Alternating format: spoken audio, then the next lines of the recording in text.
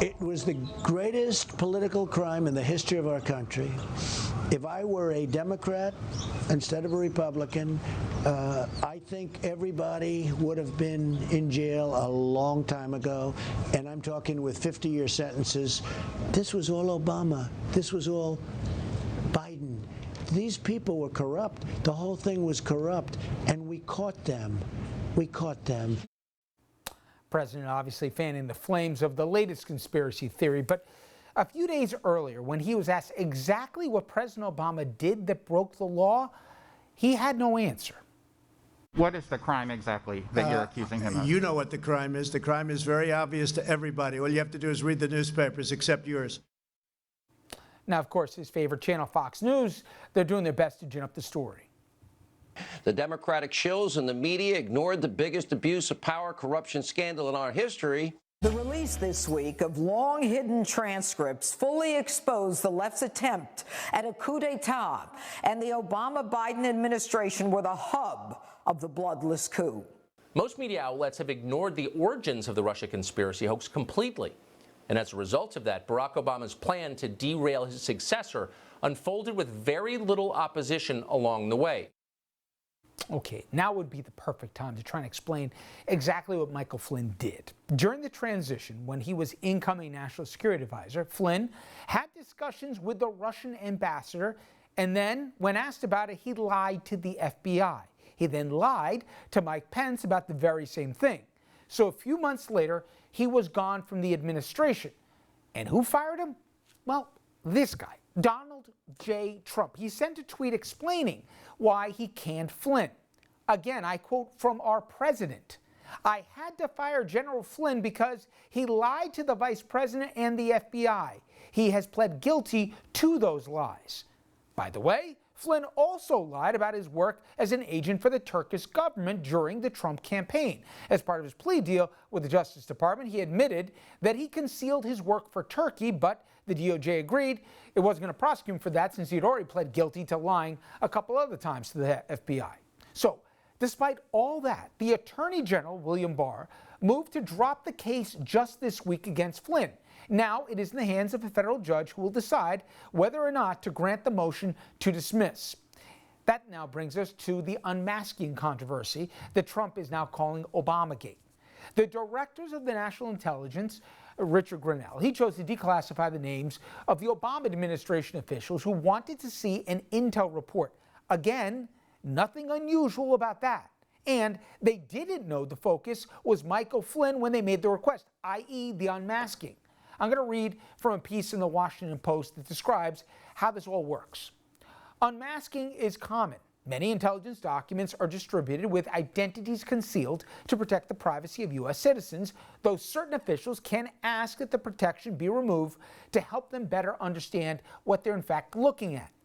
Once Senate Republicans released the list of names, Trump and his allies, they went ballistic. They tried to turn this into a scandal to go after the last president. I want to bring in our guest, former CIA officer Jack Rice. And Jack, as always, I appreciate the time, but help me out with something. Every single intelligence agency we had said that Russia interfered with our election. I swear, I think the only guy who's still fighting this is the president. So we know that they did this. You can even argue that the Obama administration should have said something before the November elections, but they said that they'd be concerned they would have been labeled as trying to tilt the election. So they sat it out. But we all know they did it. So now we're in the transition, and you've got Flynn talking to Kislyak, basically saying, don't you worry, all those basic sanctions we got against you guys because you interfered in our election, we're going to make all those things go away as soon as we get in the office. They wanted to find out who were having these conversations, and we had that. They then warned the incoming president, who they were dealing with Flynn, and now somehow this is, what did she call it, a bloodless coup or a cabal to get Trump? If they really wanted to get him, I think they could have done it a whole bunch of different ways. Am I missing something here? No, you're not. In fact, it's a great diversion because if we look at where we are and what this is, I mean, let's be very clear. The Russians did try to influence the election in 2016. We know very clearly that the Obama administration put sanctions on the Russians as a result of that. And in fact, we're somewhat shocked by the fact that the Russians didn't respond in kind And in fact, they were looking at these issues, and the intelligence community has continued to look at the issues going on with the Russians and others for a very long time. And when they picked up somebody, an American, who was having contact with the Russian ambassador and specifically talking about how the Trump administration would look at this differently once the president comes into office, yeah, that's something that the American intelligence community would look at. And if we think about this concept of masking and unmasking, the real purpose of it is this. We want to protect Americans who are inadvertently sort of looped into this by mistake, and they're irrelevant. When you have an American citizen who appears to be tied to the upcoming administration, who's talking about what the president is going to do in the future, yes, it's relevant to the intelligence community at all levels to determine who this was. What they did is they went to DIA and they said, we want to know who this guy is. They went through the absolute proper channels to do it. They did everything correctly. And in the end, they unmasked Michael Flynn, which is exactly what they should have done. So if I want to get somebody, Jack, of my former friends, of my friends who were former federal prosecutors, all I got to do is say Bill Barr, and I swear I can get them to their heads to literally almost explode. And what they say frustrates them the most is nobody goes into being, whether it be a CIA officer like yourself or to be a prosecutor, let alone in the FBI, to make money, okay? But they believe down deep, I don't care if they align themselves Republican or Democrat, when they go to the job, they believe in the rule of law. And the idea that this guy pled guilty, twice lying to the feds, and they could have charged him with the Turkey incident, but they already had him on 2 counts, that he pled guilty twice. The president fired him for his lack of truthfulness. And now Bill Barr, I think, has given up any pretense other than being the personal attorney of the president, says not only never mind, but we're going to go after the officials who upheld the rule of law as they're now the bad guys. We get used to so many things, Jack, that are crazy, but to me, what a perversion for people who've dedicated their lives to upholding that there's not shades of gray, there's black and white when it comes to right and wrong, and now they're basically said, never mind. That's always my concern. When we look at where we are, and I think about this walking the halls of the Central Intelligence Agency, but I think of it as a former prosecutor and a criminal defense attorney walking into courtrooms almost every day. That is always my concern when you decide that politics is more important than anything else. Because as an intelligence officer, as a prosecutor, as a defense attorney, frankly, the idea is you don't walk into this looking at it from the perspective of a Republican or as a Democrat or from this side or from that side. It's about something bigger. It's about something broader.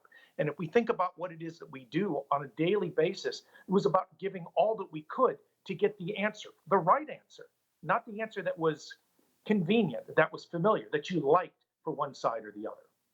Jack, to that end, what are your concerns as it relates to the politicizing now of intelligence and how it will impact how people go about gathering intelligence if they wonder what's going to happen on the back end if people decide to release names as they've done here going forward? Well, I sure appreciate the question because that is my biggest fear of all. At the end of the day, what was always important to me was that the intelligence that we gathered, that we were able to acquire, was correct, number one. But also at the very same time, you're thinking about the assets themselves and that they would know that their information will not be manipulated. And what it does is it creates a chilling effect of its own. It actually convinces them that all of the sacrifices that they and their families may potentially be making for the United States are for no reason at all. Or you're just doing it because of one particular candidate or because of one particular politician. This isn't about that. This has got to be about something bigger than that. And the problem that we're seeing right now is that we're seeing a manipulation of all of this to make it look and feel political. It will make it harder and it will make it far more dangerous for the United States in the future. Jack, as always, I appreciate the time. Have a great weekend for yourself. Thank you. Thank you. All right, everyone, when we come back, we're going to put a human face here. I gave you the financial numbers at the beginning of the program. They're horrible. But let's talk about how this is impacting real people, not just numbers here. The COVID outbreak. A woman who is struggling to make ends meet since that outbreak, despite having a PhD. She'll join us to tell us her story.